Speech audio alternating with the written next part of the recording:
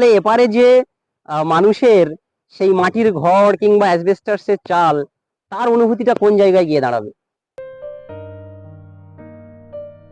কখনো আয়লা, কখনো বুলবুল, আমফান, ফণী কিংবা ইয়াস, সুন্দরবনবাসীদের জীবনযাত্রা বেসামাল করে চলেছে এ সমস্ত সামুদ্রিক ঝড়। কত মানুষের ঘরবাড়ি, গরু ছাগল ভেসে গেছে নদীর স্রোতে। প্রতিনিয়ত এভাবেই ঘটে চলেছে প্রকৃতির লীলাখেলা। রেমাল পরবর্তী সুন্দরবনের অবস্থা ও পরিস্থিতি কেমন আপনারা দেখতে চলেছেন এই ভিডিওতে। দূরে ওই যে ব্রিজটা দেখা যাচ্ছে, ওই ব্রিজটা হচ্ছে বোলের বাজার ব্রিজ। ওই ব্রিজ পেরিয়ে এপারে রায়দিঘি থানা থেকে যেতে হয় ওপারে পাথর প্রতিমা থানা। আর আমরা বর্তমানে দাঁড়িয়ে আছি একদম নদী বাঁধের ওপরে। বন্ধুরা, আপনারা দেখতে পাচ্ছেন এই যে নদী বাঁধ, একদম রেমাল রেমাল ঝড়ের সময়ে জলস্তর এতটা পর্যন্ত চলে এসেছিল। এবার এই পজিশন থেকে আপনারা নিশ্চয়ই বুঝতে পারছেন যে সুন্দরবনবাসীদের অবস্থা কিরকম পর্যায়ে যায়। এক প্রকার রাতের ঘুম উড়ে যাওয়ার মতো পরিস্থিতি। প্রকৃতি যতটাই সুন্দর, সময়ের অবকাশে ঠিক ততটাই ভয়ঙ্কর। যতটা কোমল মায়ের রূপ, ঠিক ততটাই বিধ্বংসী। এত অত্যাচার সে আর সইতে পারছে না। সে যেন ফিরতে চায় তার আপন গতিতে, নিজের জায়গায়। আজকের দিনে দাঁড়িয়ে কেবল একটাই প্রশ্ন: প্রকৃতির এরকম ভয়ঙ্কর রূপ কেন? দেখুন, মনুষ্য জাতি না পারলেও প্রকৃতি তার প্রতি করা অন্যায়ের প্রতিশোধ একদিন না একদিন নেবেই নেবে, তার নিজস্ব পদ্ধতিতে। নদীর একুল ভাঙে অকুল গড়ে। নদী এমনই একটি বিষয় যে আজীবন ধরে এই লীলা খেলায় মেতে রয়েছে। দেখুন, কত সারি সারি গাছ ধীরে ধীরে এই নদীর বুকে চলে যাচ্ছে, এবং এই যে বাঁধটা রয়েছে, এই বাঁধটা এত সরু, আপনাদেরকে উপরে গিয়ে দেখাবো। এই যে নদীর বাঁধ কতটা সরু দেখুন, একটা কেবল ভেড়ির মতো। এবং রেমাল ঝড়ের সময় নদীর জলস্তর প্রায় এর সমতলে চলে এসেছিল, এবং এপারের যে জনবসতি তারা প্রচন্ড বিপদের মধ্যে ছিল। আমরা সামান্য জমির জন্য ভাইয়ে ভাইয়ে মারামারি, কাটাকাটি, লাঠালাঠি, অথচ দেখো এই নদী তার আপন গতিতে কিভাবে শত শত বিঘা তার নিজের গর্ভে গ্রাস করে নিচ্ছে। আজকের এই সরু মাত্রা আছে, এবং পরবর্তীতে হয়তো এটাও থাকবে না, আরো দূরে এর থেকে আরো প্রশস্ত বাঁধের ব্যবস্থা করা হবে। চাষি ভাইদের এই যে সব জমি, এগুলো হয়তো একসময় নদীর বুকে চলে যাবে। তো আজ না হোক 5 বছর 10 বছর পরে আমরা সেই দৃশ্য দেখতে পাবো।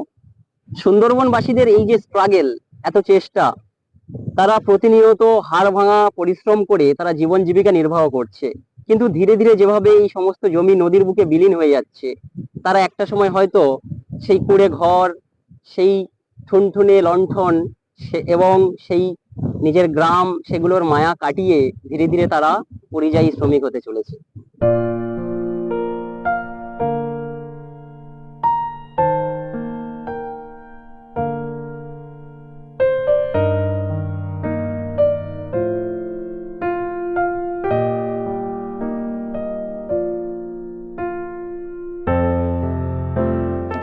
দেখুন এখানে পরিস্থিতিটা দেখুন। আমি তো এই নদীর পাড়ে দাঁড়িয়ে আমার বুক কেমন কাঁপছে। তাহলে ভাবুন কতটা ধস নেমে গেছে এদিকে। এই এত সরু নদীর বাঁধ, এবং জল যদি এতটা অব্দি স্তর চলে আসে, জলের স্তর, তো তাহলে এপারে যে মানুষের সেই মাটির ঘর কিংবা অ্যাসবেস্টাসের চাল, তার অনুভূতিটা কোন জায়গায় গিয়ে দাঁড়াবে?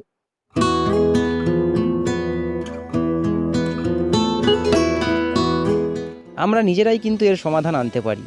আমরা প্রতিনিয়ত শত শত গাছ কেটে ফেলি।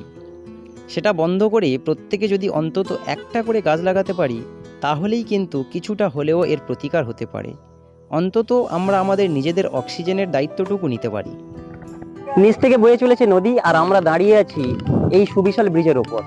ঠিক সন্ধে ঘনিয়ে আসার মুহূর্তে পাখিদের নিজস্ব কুজনে তাদের বাসায় ফেরার যে আনন্দ, তা সত্যি অবর্ণনীয়। আর সাথে সাথে সুন্দরবনের এই যে মুক্ত প্রকৃতির বাতাস, তা সত্যিই আনন্দদায়ক।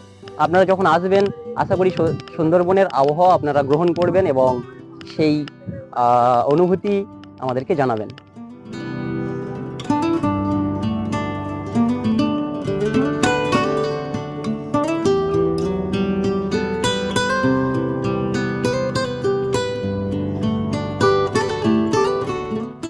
সারাদিন যতই ব্যস্ত থাকুক না কেন মানুষ, ঠিক পাখিদের যেরকম নিজস্ব একটা জীবন রীতি রয়েছে, সারাদিনের শেষে তারা যে বাসায় ফেরে, আমাদেরও সময় এসেছে বাড়িতে ফেরার।